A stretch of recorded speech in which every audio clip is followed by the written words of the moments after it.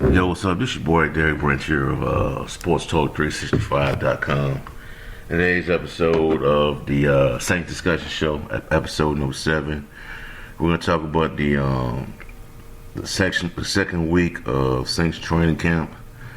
This is the first ever week of the actual physical, contact, the pads on, actual workouts that we have had the opportunity to see with the New Orleans Saints during training camp. The first week was pretty much a little different. There wasn't what you usually see with the team is things such as the COVID-19 testing and different safety protocols that they had to go through before they could be allowed to start training.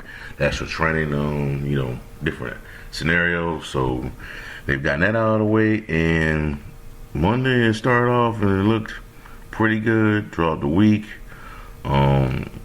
Players, certain players, and picking up where they left off. We saw a lot of footage from Michael Thomas, being Michael Thomas. Alvin Kamara is saying that he looks great. The addition of Benny Fowler looks looking good. They had the opportunity to talk to him a few days ago, and he explained how everything that went down between him and Drew Brees and Emmanuel Sanders. Pretty much, put that work in, the word in for him, got him on the team, and he may become a nice option for the Saints after Michael Thomas, Emmanuel Sanders, and possibly now it'll be Benny Fowler into the fold. So I don't know what that means for Traquan Smith. I don't know if they're gonna release him because of that, but it's something to pay attention to going forward. But it looks good, man. The team looks good. They had a slight setback. I wouldn't overact to it too much with Andrews Pete. The report came out, I think it was Monday. Came out that at first it was a hand injury. And like a few hours later, the next day it was reported that he had a broken thumb. He's gonna miss some time. To say the most it could be up to 2 weeks. So he may be ready for the season. They got guys that'll be put in place to be in that role while he's out. Hearing that Josh Hill is out as well, so they brought in the tight end to take his place for the time being. But I wouldn't look too far into it for right now, or pushing a panic button on it. So that is what it is with that. But Jameis Winston looks great right now. I wish we could have had an actual preseason to actually see him perform with the first team offense. See how it looks, how his communication is with Michael Thomas and the Emmanuel Sanders and the other pieces on the offense. I would like to have seen how much Taysom Hill has progressed in this offense as a quarterback. I would have liked to see him perform with the first team offense. What his communication is with Michael Thomas and Emmanuel Sanders and the rest of the pieces on offense during the actual, game, live, action on the field. But we will not get to see that. Well, we can just go by what we've seen in training camp and what has been said as far as the coaches goes. And as far as Sean Payton goes, it sounds, like everything's going pretty good with Jameis Winston and his progressions. But I'm just gonna play a little audio from today's training camp. What was said today. Not gonna play the whole thing, but this video is courtesy of New Orleans Saints YouTube. So here we go. We're in, this is a sweatshop right now with no air conditioning, so. Sean, have you guys made a plan, I guess, whether or not you have to move, or when would that definitive plan be implemented if it has to be? When I finish talking with you guys here, we're going to meet, get an update relative to both of these storms, and then begin to put a plan together, whether it's here or at a satellite location. Here, we gotta look closely where generators are, how it affects our facility, how it affects the indoor facility. When would the Superdome be ready with their turf surface? So really two options. One, obviously being here, and how are we impacted here potentially with power outages? And then two, in the event that we would want to move or have to move, plan B. Hey, Sean, have you talked, obviously you have players from all over the country, maybe they've never been through this or experienced this, do you just kind of tell them what to expect, what to do, and how to prepare in some way, just from kind of a human standpoint? Yeah, look, I met briefly with him after practice and told him that by the time we're back here for the walkthrough again in the PM, we'll have a little bit more information, and at that time, to your point, how we want to handle this, not only as a team, but for the extended members.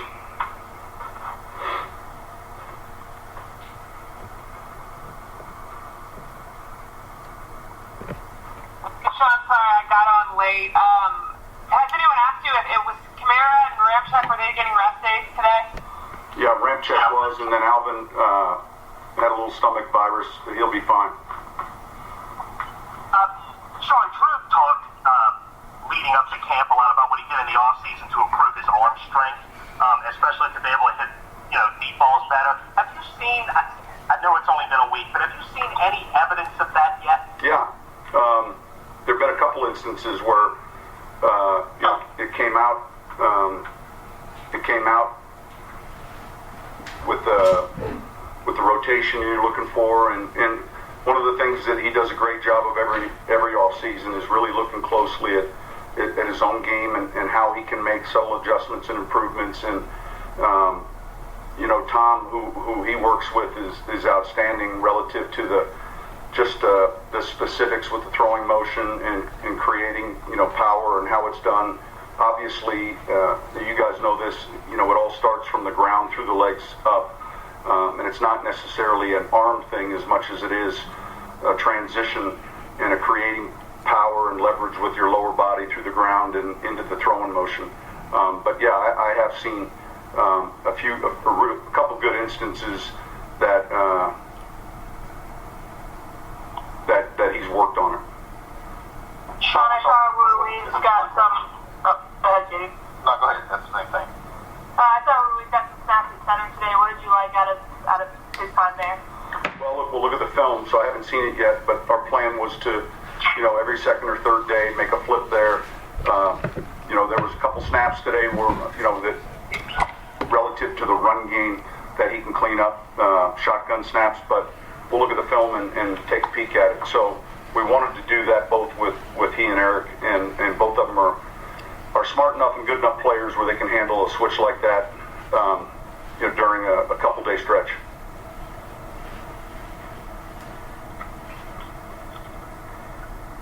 Hey, Sean, an organizational question for you. How much of your success do you kind of attribute to, being in sync with Mickey and the front office for all these years? Well, look, I think that has a lot to do with it. I think one of the challenges in pro sports, not just football, but pick a sport, is having that functionality, if you will. I've said this before. I think that not picking or looking at any specific team in any sport, but the first step in having a chance to be successful, and we know it's difficult to do that, is being able to functionally operate and lead the correct way, and that starts with our owner, president, our general manager, our head coach. Those functions and or those dysfunctions can really allow a team a chance to be successful or prevent a team from being successful. So I would say it matters greatly. Sean, how important is it for all three quarterbacks to make the cadence sound exact? And what's that process like just for them to get on the same? Well, it is important. And the process is pretty simple. It's right now the other two sound like Drew. And then when he leaves someday, it's going to be the others sound like whoever the starter is. Because there are some nuances. There are a lot of similarities around the league relative to how a cadence is delivered, but the specifics regarding the voice and the inflection and the timing can vary some. So the very early meetings in training camp or mini camp or OTAs, we'll have everyone in a room, and Drew will give the cadence, and then we'll clap on the get off, and then all of a sudden Taysom, then Jameis, and when you're not hearing the claps in sync and there's maybe a discrepancy there, you know that's something that you have to clean up. So I do think it's important. I do think it's the first advantage an offense has is understanding when the play starts, and the defense does not have that necessarily. And so I think that it's trying to very quickly sound like how Drew's delivering the cadence from a timing standpoint, not necessarily the strength of your voice, but the timing of it. Sean, I would assume you saw some of the qualities in Malcolm Jenkins at a young age, because he was a captain so early and he's doing a lot of community things off the field so early. Are you not surprised at what a visible sort of activist he's become, and how much do you value just the makeup of his character and that kind of stuff he's doing even off the field? Yeah, all of the above. From the day we drafted him and he came in here as a rookie and played in the nickel, you saw toughness, grit. He's a tremendous worker, tireless guy that would study the tape. Long after everyone was gone, he'd be in the defensive back room watching film. And so when you combine his leadership, his work ethic, and then his skill set, because he's an extremely talented athlete, you end up getting a player who's played as long as he has and had the success that he's had. So yeah, I'm glad he's back in our building, and he'll be important to our success. All right, so that's played about the first 7 minutes of the 7 minutes and 48 seconds of the video. Just want to give y'all a quick audio of what's going on today in today's training camp session. I'm assuming that it's over. Got over pretty quick. It's hot out there, man. Yeah, man. But that's a couple of things from Sean Payton. Just going over a couple of things they're playing for the possible storms they're having. 2 tropical storms, 2 hurricanes are in the Gulf at the same time. It's never happened before. It's a first. As long as I've been growing up in that area, I don't live there anymore, but from the area, and I'm very, aware of what goes on out there. 2 storms at once, man. That's kind of weird, man. But anyways, man, be safe out there. Take the proper safety precautions. Despite what the weather may look like now, it could be entirely different in the next few hours or so, or the next day. There's just lesson learned from what I've experienced with it, dealing with this. But anyways, man, Sean Payton, everything so far looks great for the Saints, despite the injuries to Andrews Pete and Josh Hill, the two players that are very proficient in run blocking situations, especially Andrews Pete. He can do a multitude of things on the offensive line. He can move them around. He can still contribute. Josh Hill is one of the better blocking tight ends in the NFL. And about a week ago, I posted a debate online, a question about if, due to the rise of Adam Troutman and Tommy Stevens, the quarterback, that they may be possibly converting him to a tight end.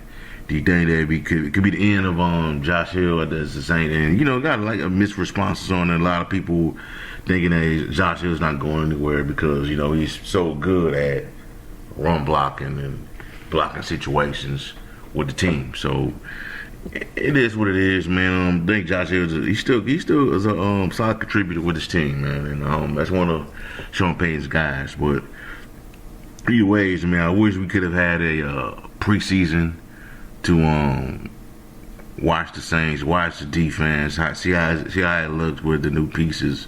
They're really much the only new piece. Well, yeah, they got 2 new pieces, I would like to say. We got Nigel Bradley, who I think is going to be the one of the starting linebackers on week 1. Malcolm Jenkins comes back to the team after being in Philadelphia where he won his second Super Bowl. So it looks good, man. I just want to, like to see what it looks like what it would look like on the field with these new pieces, with Adam Troutman, with Emmanuel Sanders. Even if it's just for a few series on the field, and they get off the field. But unfortunately, we won't be able to see that because of what's going on with the pandemic. It is what it is. I'm just glad that there's actual vibe for football that's back, and that we haven't had in a long time. It's taking even longer because of the pandemic and what's else is going on in the world. But the Saints, this season, man, it's going to be, the first few games could be a challenge. No fans in the dome in week one, and the Saints just got to go and take care of business, man. They just got to be professionals, with fans or no fans, man, at all times, and be disciplined despite what's going on with the virus, man.